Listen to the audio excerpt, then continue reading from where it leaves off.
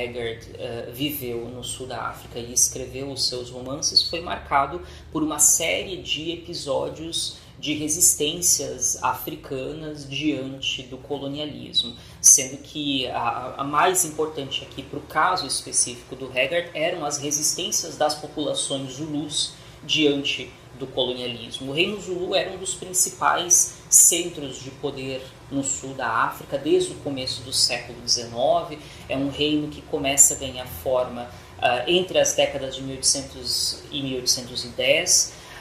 E quando Haggard viaja, quando Haggard se muda para o sul da África, o Reino Zulu era um dos poucos territórios que ainda não tinha sido efetivamente invadido e anexado pelos europeus no sul da África. Você está ouvindo Contracapa, o podcast da editora da Unila, feito para ampliar o alcance dos nossos livros e aproximar o público dos temas que atravessam cada obra publicada. Eu sou Júlio Moreira, professor na Unila e coordenador da editora. O professor Evander Rutieri da Silva esteve aqui, na sede da editora, e gravamos uma conversa sobre o seu livro Na Terra dos Lírios Azuis, Literatura e Colonialismo no Sul da África. Evander é professor de História da África na Unila, com atuação também no programa de pós-graduação em História. É doutor em História pela Universidade Federal do Paraná, com estágio de pesquisa na University of Exeter, no Reino Unido. É autor de Bram Stoker e a Questão Racial e de Entre o Escudo e a Azagaia, uma história política do Reino Zulu no século XIX. Falamos sobre os romances de aventura de Rider Haggard, os processos de colonização no continente africano, o uso da literatura como fonte histórica, o ensino de história nas escolas e o papel da Unila nesse debate. Esse episódio também marca nossa homenagem ao Dia Mundial da África, celebrado em 25 de maio, quando fazemos ecoar com vozes e livros a presença africana em nossa produção editorial. Vamos ouvir. Bem, de forma muito ampla, esse é um livro que trata sobre as relações entre literatura, romances de aventura e o impacto das políticas coloniais no sul da África nas últimas décadas do século XIX e no começo do século XX. Esse é um contexto que foi marcado pelo redimensionamento do colonialismo europeu no continente africano como um todo, especialmente a partir da Conferência de Berlim. Foi um momento marcado por vastas doses de violência física e de violência simbólica. Afinal de contas, o colonialismo foi um processo profundamente violento, marcado pela exploração de terras, exploração de recursos naturais, expropriação de terras, remoções forçadas de populações africanas que foram alvo das políticas coloniais. Também foi um momento fortemente marcado pela implementação de legislações de caráter segregacionista, caracterizadas pelo racismo. E o sul da África, especificamente, se torna uma região de interesse do colonialismo britânico a partir das décadas de 1860, 1870, que é um momento em que são descobertas minas de ouro e de diamantes, especialmente no interior do subcontinente sul-africano. Até então, toda a economia colonial no sul da África era de base agrícola. A partir daí, o sul da África passa por um processo de industrialização, passa por um processo de expansão do capitalismo industrial, principalmente como resultado da exploração de ouro e de diamantes. E, portanto, foi um momento marcado por uma série de esforços por parte da elite local, da elite colonial e do colonato europeu em tentar controlar não apenas as terras, mas também a mão de obra africana, especialmente porque o sul da África se torna, a partir daí, o destino de milhares de trabalhadores africanos que saíam de outras partes do continente africano, principalmente de Moçambique, principalmente do Zimbábue, para trabalhar nos campos de mineração. Paralelamente a isso, as últimas décadas do século XIX foram marcadas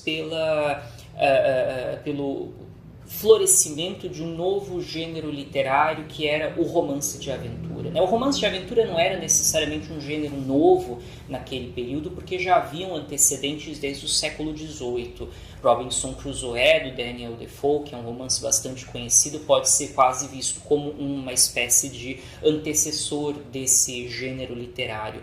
Mas é nas últimas décadas do século XIX, nesse contexto pós-Conferência de Berlim, que o romance de aventura se torna praticamente uma espécie de best-selling dentro da cultura literária, dentro da cultura escrita e do mercado editorial europeu. E esses romances de aventura frequentemente funcionavam como uma espécie de cartilha literária do colonialismo, imaginando a partir da literatura o papel dos europeus no contexto de expansão colonial, no contexto de ocupação de outros territórios, de invasão de outros territórios, idealizando os europeus como bravos, corajosos, cuja presença colonial seria necessária para levar justiça, civilização, religião para todos os cantos da terra.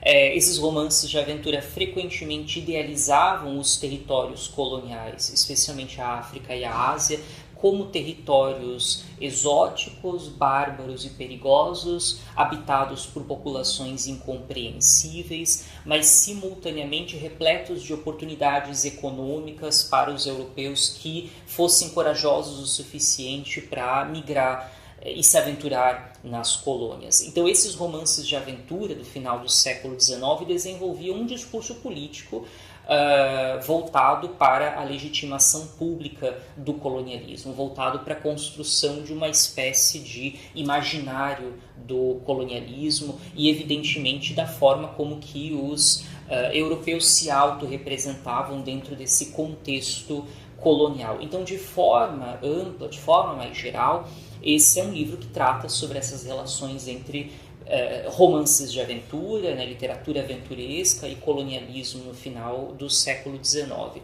De forma mais específica, este livro trata sobre a trajetória de um escritor britânico do final do século XIX chamado Henry Rider Haggard, que passou uma parte da sua trajetória no sul da África e, após voltar para a Inglaterra, Rider Haggard se envolve com a publicação de romances de aventura, muitos dos quais eram ambientados no sul da África. E esse livro busca entender um pouco melhor a trajetória de Rider Haggard, a sua relação com o colonialismo, com a expansão de políticas coloniais no sul da África e o modo como que os romances de Rider Haggard produziram esse imaginário colonial sobre o sul da África.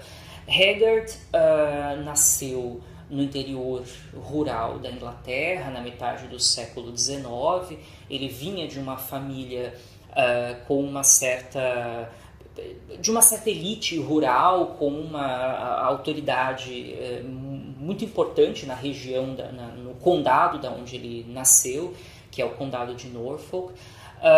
Mas, ao mesmo tempo, ele era uma espécie de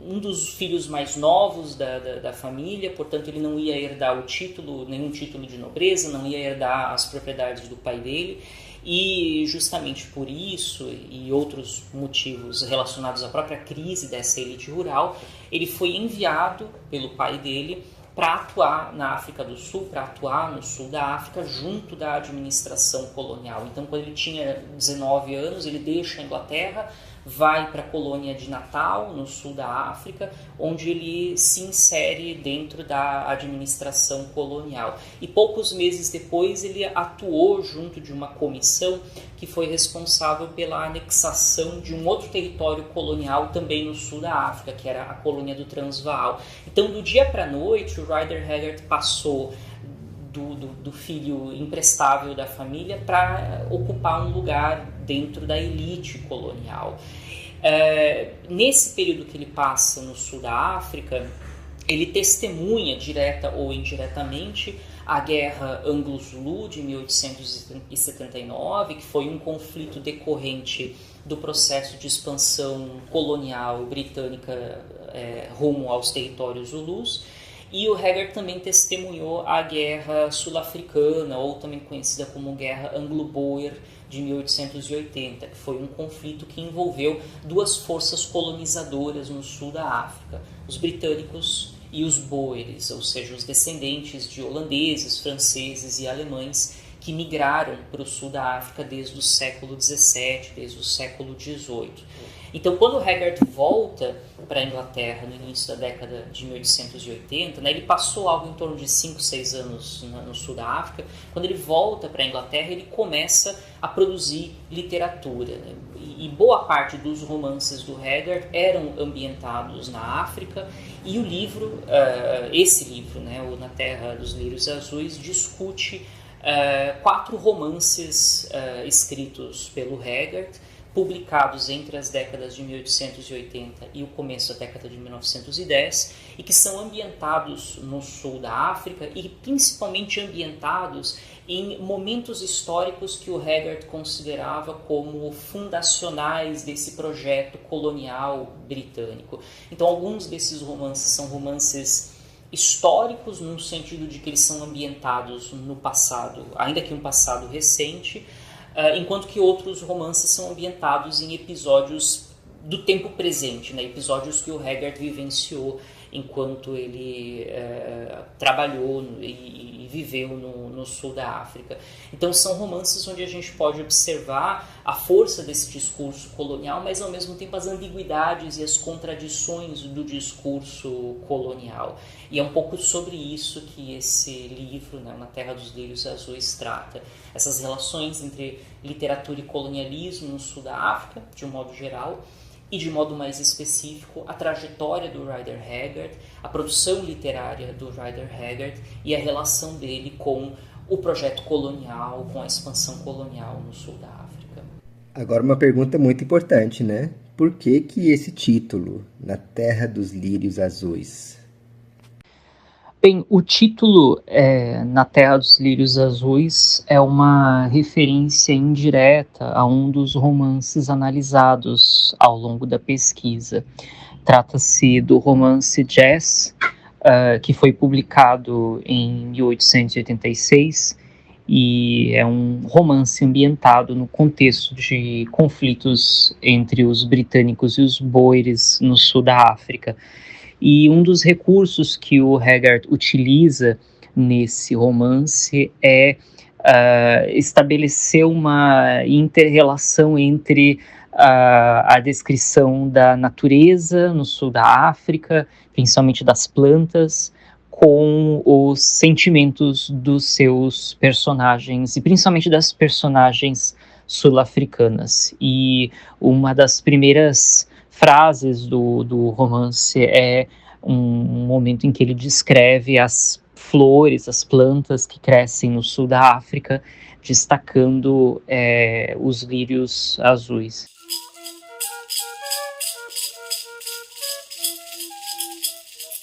A ilustração da capa desse livro foi criada pela Cleise Vidal, artista visual fronteiriça, designer e realizadora cultural de Foz do Iguaçu. Seu trabalho gira em torno do feminino, da natureza e da espiritualidade, com traços inspirados por vivências no Brasil, Paraguai e Indonésia. A gente aproveitou a passagem da Cleise pela editora para conversar brevemente com ela sobre essa capa e como ela se conecta com a sua trajetória artística e com o livro do Evander. Vamos ouvir. Eu acho que meus desenhos eles se caracterizam muito assim pelas cores e pelas formas, né? Pelas formas mais orgânicas e desconstruídas, assim, que eu consigo dar a sensação de vibração. Tem muitos elementos, né, que ficam às vezes flutuando, que eu acho que é bem característico da minha arte. E a parte desse visual, né, eu acho que cada vez mais eu tenho me conectado com o tema das ilustrações e temas que me interessam, assim também como a geografia, né, até por essa minha questão de deslocamento, Indonésia, Brasil e Paraguai. E não tem como separar uma coisa da outra, né? A gente vai agregando tudo que a gente passou, e elementos e referência desses deslocamentos na parte visual. E essa ilustração, ela tem essa mão, né, com com a flor ali, o lírio. Eu acho que a mão é muito simbólico, assim, para mim, né? É uma relação de tipo, o que fazemos, né? O que a gente tem poder de fazer, o que está em nossas mãos, né?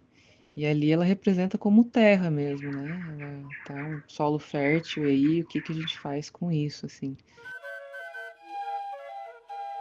Quando você fala que ele retratava a colonização e traz ambiguidades e contradições, de certa forma ele estava situado num discurso que legitimava a colonização, mas a resistência do colonizado aparecia nessa literatura também. Como que era isso? Exato, especialmente porque o período em que Haggard viveu no sul da África e escreveu os seus romances foi marcado por uma série de episódios de resistências africanas diante do colonialismo, sendo que a mais importante aqui para o caso específico do Haggard eram as resistências das populações zulus diante do colonialismo. O Reino Zulu era um dos principais centros de poder no sul da África desde o começo do século XIX. É um reino que começa a ganhar forma entre as décadas de 1800 e 1810.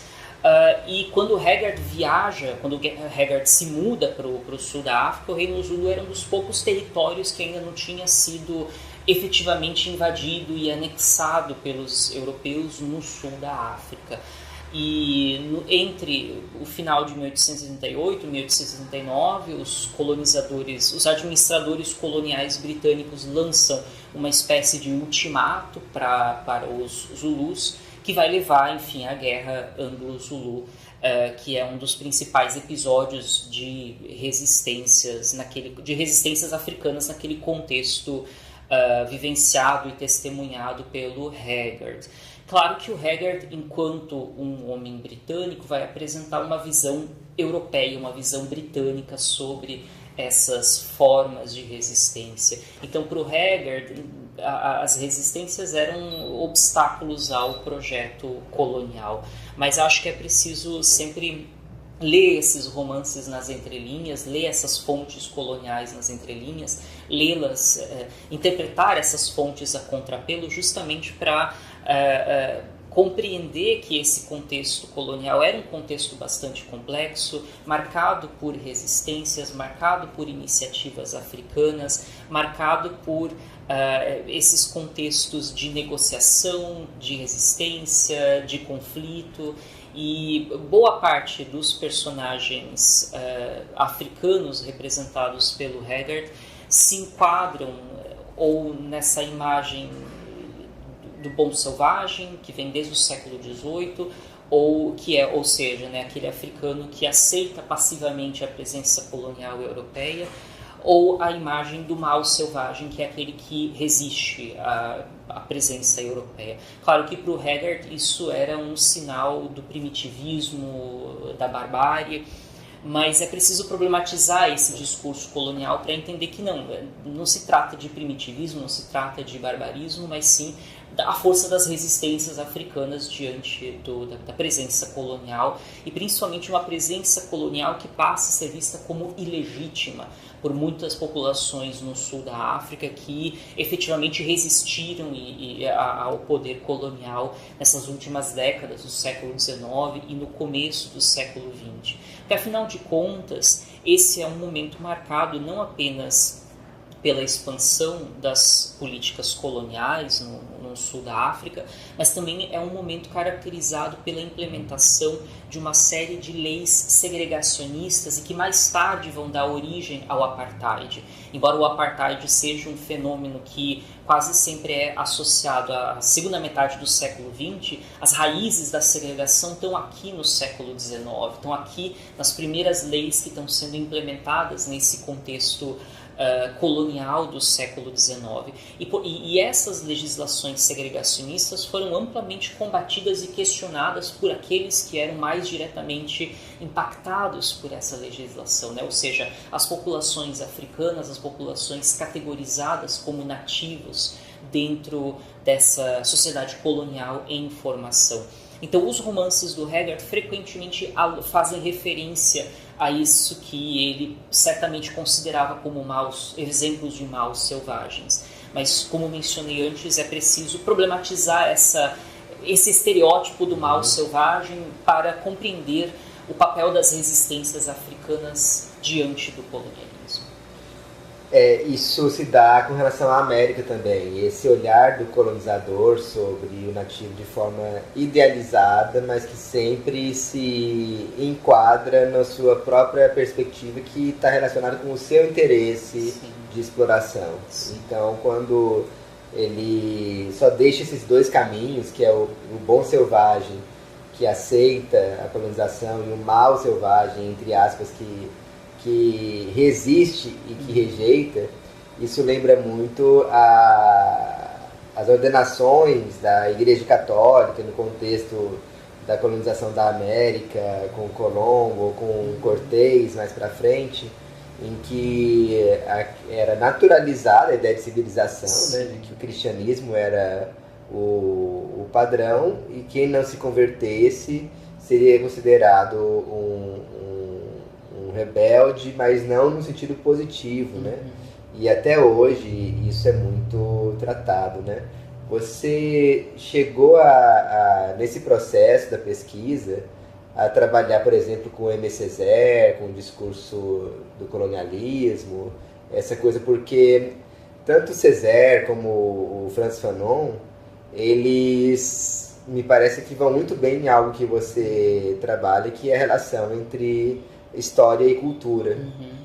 Então essa coisa do Césaire, quando ele traz o papel dos intelectuais na legitimação da colonização, eu percebo isso acontecendo aí nessa história que você pesquisou. Sim, certamente os trabalhos de Aimé Césaire e de Frantz Fanon são extremamente importantes, são textos, são intelectuais fundacionais nesse pensamento anticolonial que começa a ganhar forma e força ao longo do século XX, principalmente na metade do século XX, mas penso que Césaire e Fanon têm uma contribuição extremamente importante aqui, que é um movimento de desnaturalizar o colonialismo, de entender o colonialismo como um fenômeno histórico, de problematizar esta autoimagem produzida pelos europeus nos discursos coloniais, e, sobretudo, questionar o papel da linguagem na construção das relações coloniais, né? O papel da cultura na construção das relações coloniais, né? Algo que Aimé Césaire já chamava atenção desde o seu discurso sobre colonialismo, e Fanon vai aprofundar essas reflexões no seu brilhante Pele Negra, Máscaras Brancas, que são, enfim, dois textos fundacionais na tradição do pensamento anticolonial. Além de Césaire e Fanon, eu acho que uma outra vertente que foi bastante importante na construção dessa pesquisa, e que também é debitária ao pensamento de Fanon e Césaire, é o campo dos estudos pós-coloniais, que começam a ganhar forma ali na década de 1970, e tanto Stuart Hall quanto Homi Bhabha e principalmente Edward Said foram três autores inspiradores para muitas pesquisas que discutem essa relação entre cultura e colonialismo, e mais especificamente na relação entre literatura e colonialismo. Eu acho que o Edward Said, tanto com o texto dele sobre o orientalismo, mas principalmente o texto dele sobre cultura e imperialismo, que já é um texto da década de 1990, foi assim muito importante para a construção dessa pesquisa, e principalmente por ter aberto possibilidades de se pensar a literatura enquanto um objeto cultural, de se pensar a literatura enquanto um objeto de interesse histórico, e principalmente de indagar sobre essas relações entre literatura e colonialismo, sobre literatura e imperialismo, que acho que é algo que Edward Said fez de forma muito brilhante ao longo da sua trajetória. E acho que tem algo bastante interessante no Edward Said, que é pensar o colonialismo em textos que normalmente não são associados ao colonialismo, né? Said, por exemplo, vai na literatura da metade do século XIX, né, ou seja, décadas antes da Conferência de Berlim, para localizar como que essa estrutura de sentimentos e atitudes relacionadas ao colonialismo vai sendo construída a partir da literatura e se difundindo entre o público leitor muitas décadas antes da Conferência de Berlim, que é, enfim, tradicionalmente associada quase como um marco divisório na história colonial no continente africano. Então acho que tanto o pensamento anticolonial de Fanon e de Césaire, como também os estudos pós-coloniais tiveram um papel bastante importante na construção da pesquisa que deu origem a esse livro. Acho muito interessante porque aqui na UNILA, inclusive nos estudos latino-americanos, no ciclo comum, a gente trabalha muito o que se chama hoje giro decolonial, tendo como referência autores como Walter Mignolo, Aníbal Quijano, a Catherine Walsh, e esses constroem mais esse contexto na América Latina, né, pensando talvez até um contexto muito mais recente, pensando no Estado plurinacional, nas experiências recentes do novo constitucionalismo latino-americano, mas é fundamental a gente perceber que é um contínuo histórico, né? Porque a coisa não parou lá em Fanon, acabou e voltou nos anos 90 com o Aníbal Quijano. Então, quando você cita o Hall, o Baba e o Said, a gente vê que realmente a gente tem todo um processo, e também que a gente precisa pensar, quando a gente fala de integração latino-americana, esse chamado terceiro mundo, esse mundo periférico, para além da América Latina. E aí a gente entender que os estudos pós-coloniais, eles vão mostrar essa perspectiva do colonizado. Nisso tem até uma organização que se chama Tricontinental, porque vai pensar o que há em comum entre Ásia, África e América Latina. E, de fato, quando a gente chama atenção para os estudos latino-americanos, é preciso dizer que o Quijano não inventou a roda com a colonialidade do poder, né? E muito mais além. Então, realmente, é bonita essa coisa da pesquisa acadêmica, do estudo, dessa base crítica que a gente procura trabalhar aqui na UNILA, porque quanto mais a gente estuda, mais vertentes e caminhos a gente vai descobrindo, né?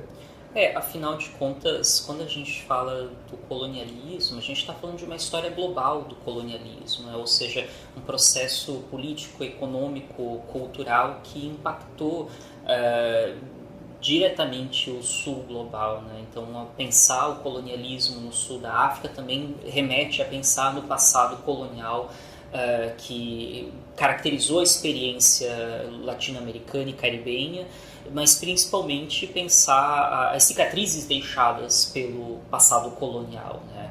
E acho que as ideias de Quijano, né, de pensar a colonialidade do ser, do saber e do poder também, embora não seja um autor que eu tenha utilizado na minha pesquisa, eu acho que também implica em pensar nessas cicatrizes deixadas pelo passado colonial, seja na América ou seja no sul da África.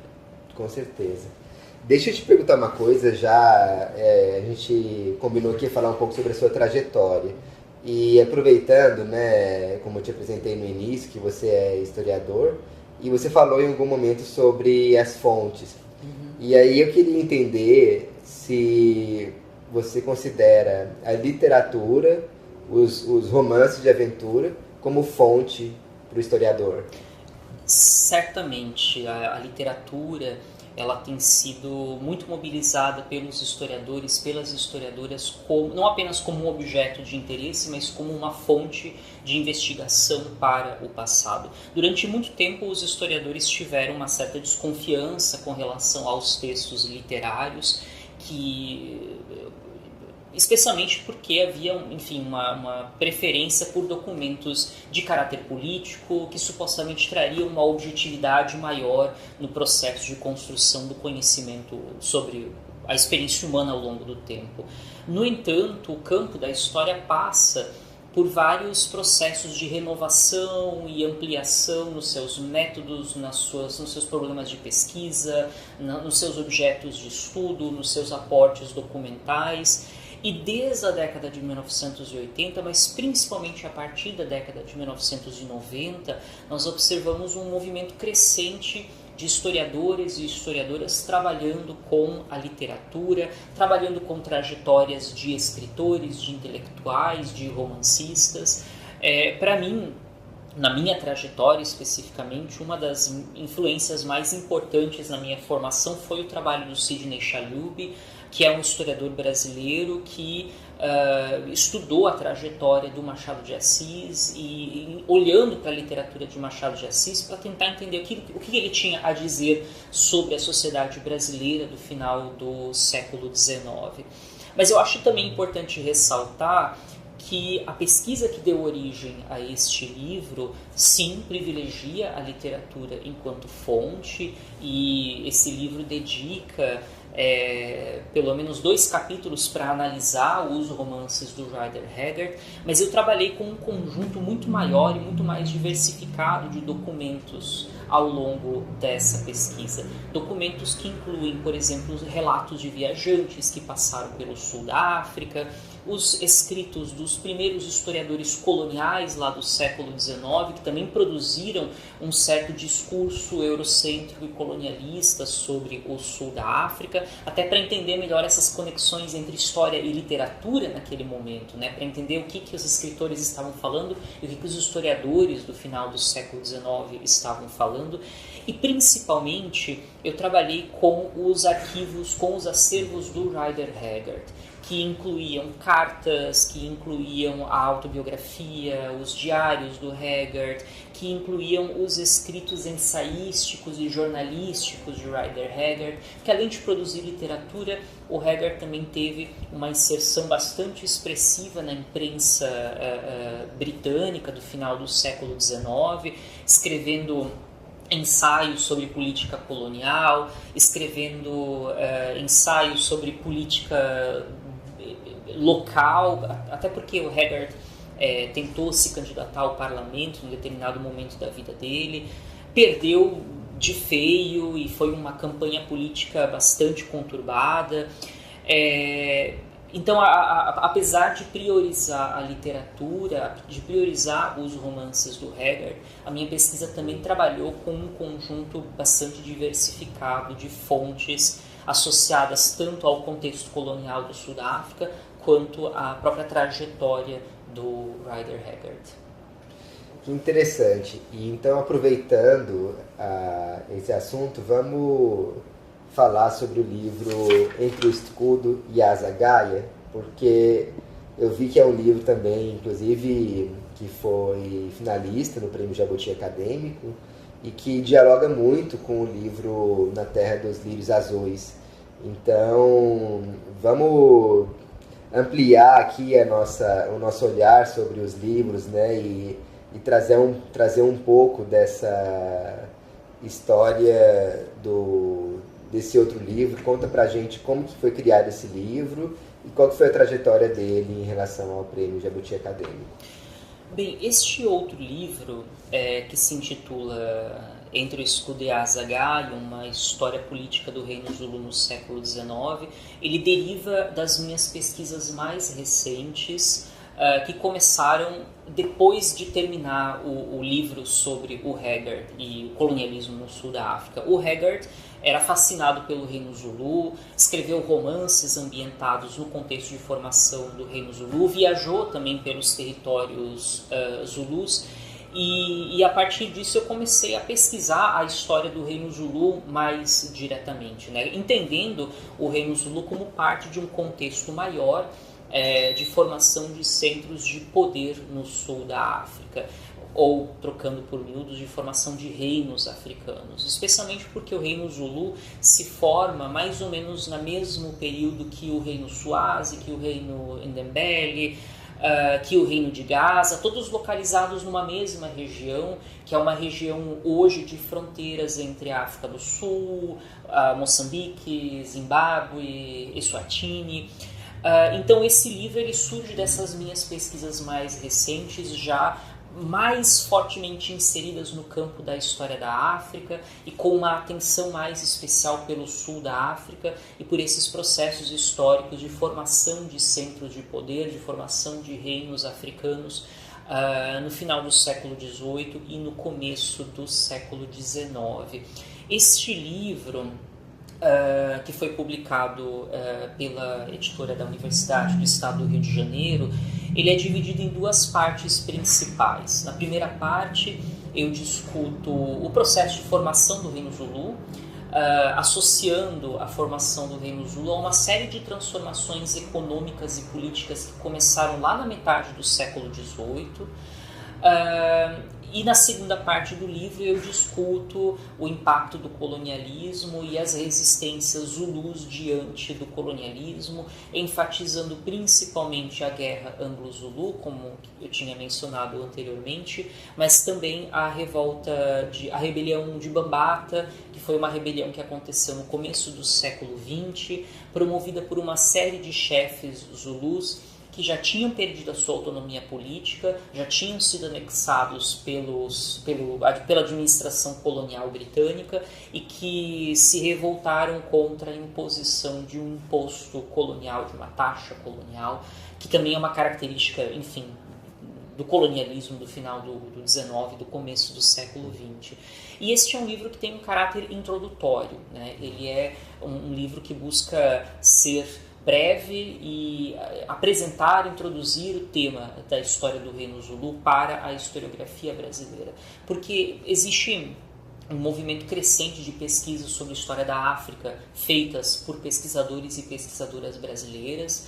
Esse movimento tem uma relação muito grande com a aprovação da Lei 10.639, lá de 2003, claro, que, enfim, implementou a obrigatoriedade do ensino de História da África e História e Cultura Afro-Brasileira. Essa lei também não surge da noite para o dia, não surge de uma hora para outra. Ela é o resultado cumulativo de décadas e décadas de reivindicações dos movimentos negros no Brasil, de reivindicações em torno da sua história, de reivindicações em torno da sua memória, da pauta antirracista, né, do combate ao preconceito, à marginalização, à invisibilização da população negra. E nos últimos 20 anos, a gente observa um crescimento no campo da história da África no Brasil, principalmente por meio da criação de disciplinas voltadas à história da África, criação de núcleos de pesquisa, criação de programas de pós-graduação especializados nesse tema. Mas existem certas áreas do continente africano que são quase que predominantes nos estudos africanos aqui no Brasil. Angola, Moçambique, Guiné-Bissau, Cabo Verde são bastante estudadas pelos pesquisadores brasileiros e, claro, isso tem uma relação com o colonialismo português e com as histórias conectadas do Brasil com essas partes, essas regiões do continente africano. O meu livro e as pesquisas que eu tenho desenvolvido desde o meu doutorado têm tentado pensar outras partes do continente africano que não são tão estudadas aqui no Brasil. A África do Sul, o Zimbábue, as regiões que foram ocupadas pelo colonialismo britânico no século XIX. E, portanto, esse livro, o Entre o Escudo e a Azagaia, busca falar sobre a África do Sul, sobre o sul da África, pensando a história da formação e da consolidação do Reino Zulu no século XIX. Foi uma surpresa muito agradável ter sido indicado como semifinalista para o Prêmio Jabuti Acadêmico. Fiquei muito honrado, muito feliz com essa indicação.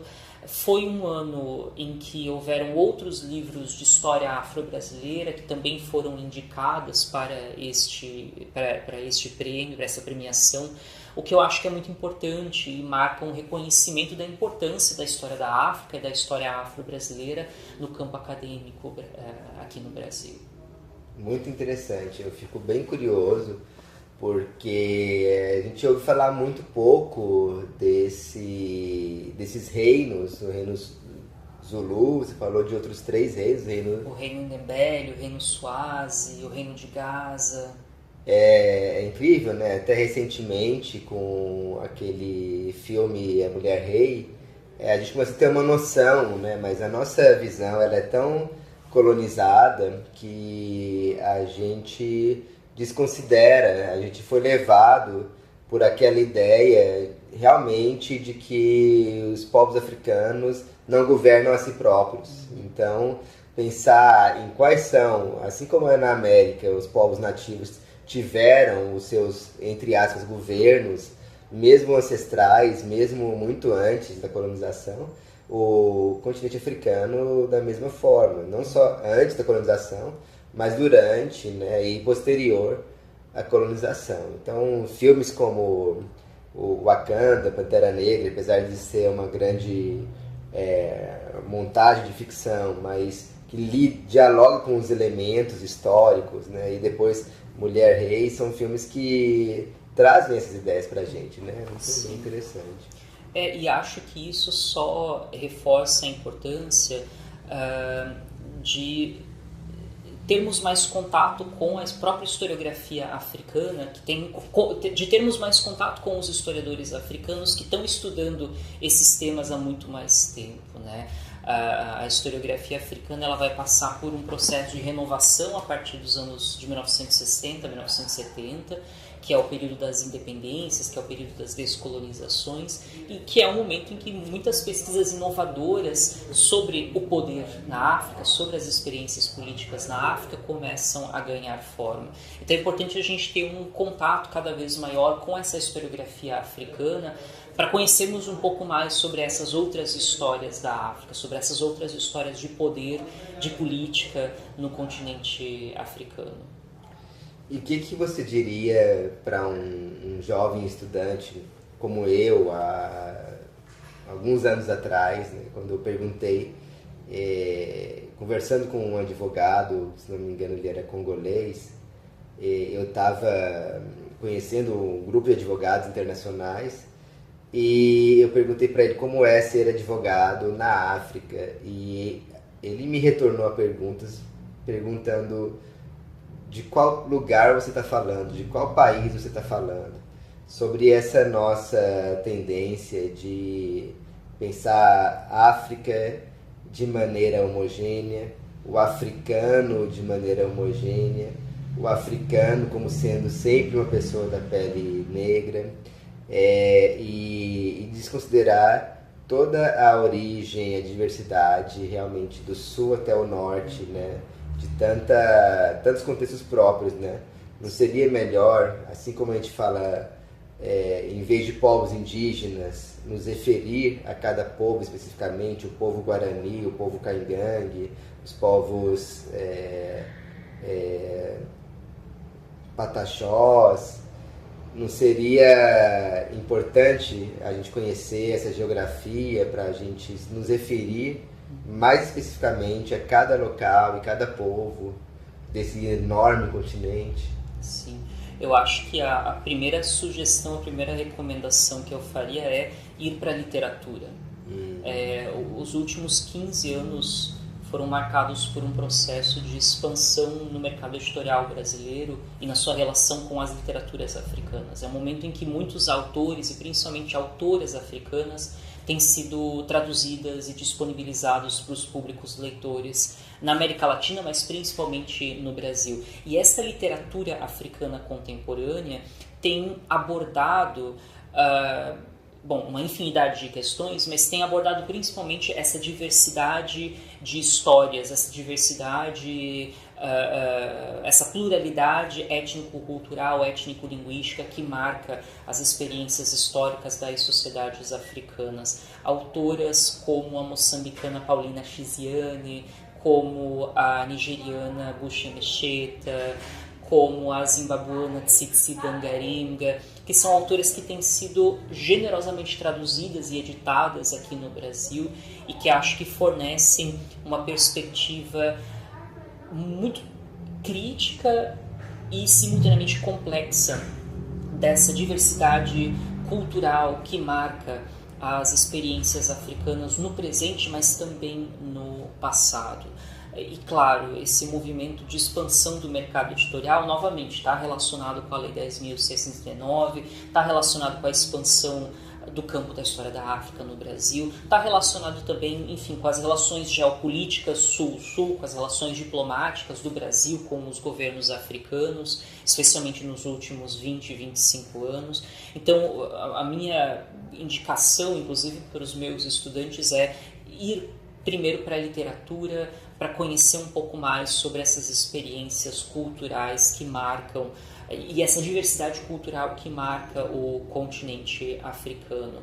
E depois para os historiadores, para os cientistas políticos e para os filósofos africanos, que também estão começando a ser traduzidos, disponibilizados aqui no Brasil. Autores como Achille Mbembe, autores como Valentin Mudimbe, autores como Paulin Rutundi, que são extremamente importantes no campo das ciências políticas e das filosofias africanas, estão sendo traduzidos e estão começando a circular agora entre os públicos leitores na América Latina, os públicos leitores aqui no Brasil, e são autores que, assim como os escritores de literatura, estão interessados em entender não apenas o passado africano, o passado colonial, mas também o tempo presente e a complexidade e as contradições que marcam o tempo, a experiência política no tempo presente no continente africano.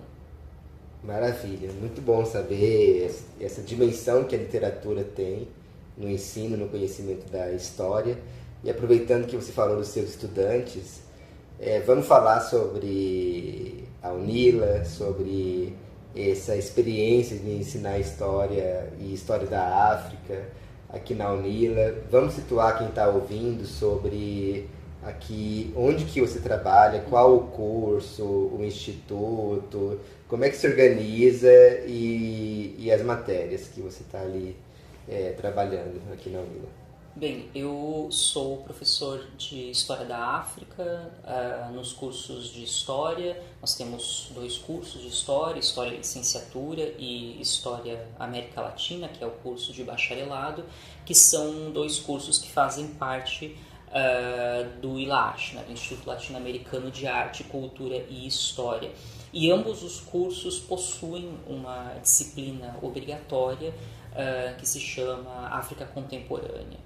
É uma disciplina que trabalha com o recorte cronológico do século XIX ao século XXI para se pensar o colonialismo, as resistências africanas diante do colonialismo, os projetos de modernidades africanas, os movimentos panafricanistas, as relações da África com a diáspora, as relações da África com a América Latina e o Caribe. É uma disciplina ofertada todos os semestres, porque, enfim, tem um semestre para a licenciatura, um semestre para o bacharelado, e essa disciplina está diretamente conectada com as pesquisas que eu tenho desenvolvido aqui na UNILA desde que eu ingressei na universidade. Eu entrei na UNILA em 2020 e desde então tenho pesquisado temas relacionados ao colonialismo e à literatura no século XIX, temas relacionados à literatura africana contemporânea e o papel dessa literatura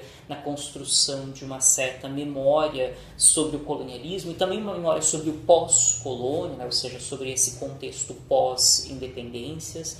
E mais recentemente tenho começado uma pesquisa que volta para o século XVIII, que volta para a primeira modernidade, para pensar a circulação de viajantes pelo sul da África, principalmente de naturalistas, de geógrafos, de astrônomos, que foram para o sul da África extremamente interessados em estudar a flora, a fauna local, mas principalmente interessados em ter contato com as populações autóctones, com as populações nativas no sul da África.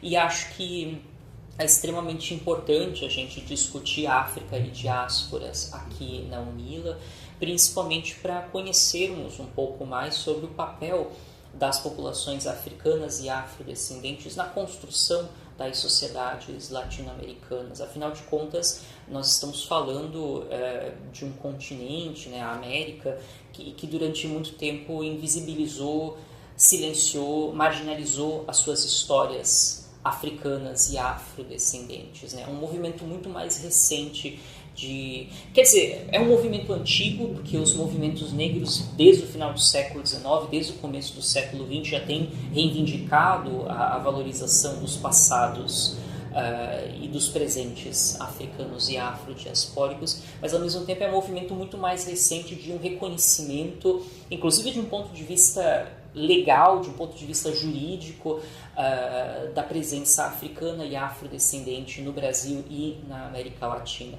Então acho que é um tema extremamente importante para a gente pensar a América Latina e Caribe a partir das suas conexões com o mundo africano e da diáspora africana.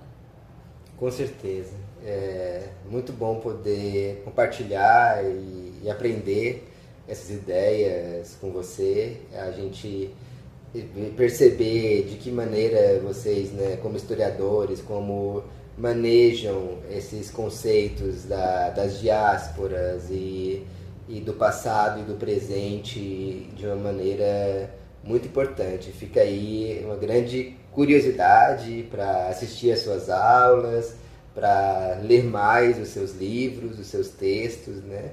E que eu acho que esse programa vai ser ouvido não só por pessoas de dentro, mas também de fora da universidade, que essa conversa possa ganhar muitos mundos, né, e seguir adiante, mais que nada, também ressaltando o papel da editora da Unila nessa publicação, o livro Na Terra dos Lírios Azuis, o livro Na Terra dos Lírios Azuis, Literatura e Colonialismo no Sul da África, está chegando agora já esta semana para nós, já estamos já em pré-venda. Então, se você ouviu esse programa, se você se interessou por este livro, nos procure, entre no nosso site para poder adquiri-lo. E então, professor Evander, a gente já caminhando para o final, né? Então, professor Evander, tem alguma coisa que você quer falar para a gente finalizar essa conversa? Quero apenas agradecer pelo convite para falar sobre essa pesquisa, sobre esse livro que foi bastante importante ao longo da minha trajetória enquanto pesquisador. Aproveito também para agradecer não apenas o convite, mas também o trabalho editorial da Edunila, os seus revisores, os seus editores, pelo cuidado, pela atenção com o livro. E, claro, recomendar, indicar a leitura desse trabalho, que espero que contribua para a construção do conhecimento histórico sobre o continente africano e mais especificamente sobre o sul da África. E essa foi a nossa conversa com o professor Evander, autor do livro Na Terra dos Lírios Azuis, Literatura e Colonialismo no Sul da África, publicado pela editora da Unila. O livro pode ser adquirido na versão impressa, com envio para todo o país. A versão digital também está disponível gratuitamente em nosso catálogo online, junto a outras publicações da editora. O Contracapa é uma produção da Edunila gravada em Foz do Iguaçu, na fronteira entre Brasil, Paraguai e Argentina. A trilha sonora e a vinheta são do professor Marcelo Vilhena, e a arte da capa é da nossa diagramadora e designer Franciele Costa. Esse episódio teve produção e apresentação minha, Júlio Moreira, com apoio da nossa equipe editorial. No início desse episódio, vocês ouviram mulheres zulus cantando uma canção tradicional. Esse áudio foi gravado em setembro de 2023, na vila Duma Zulu, na África do Sul, e publicado por GeoFFVT na plataforma Free Sound. Obrigado por acompanhar e até a próxima!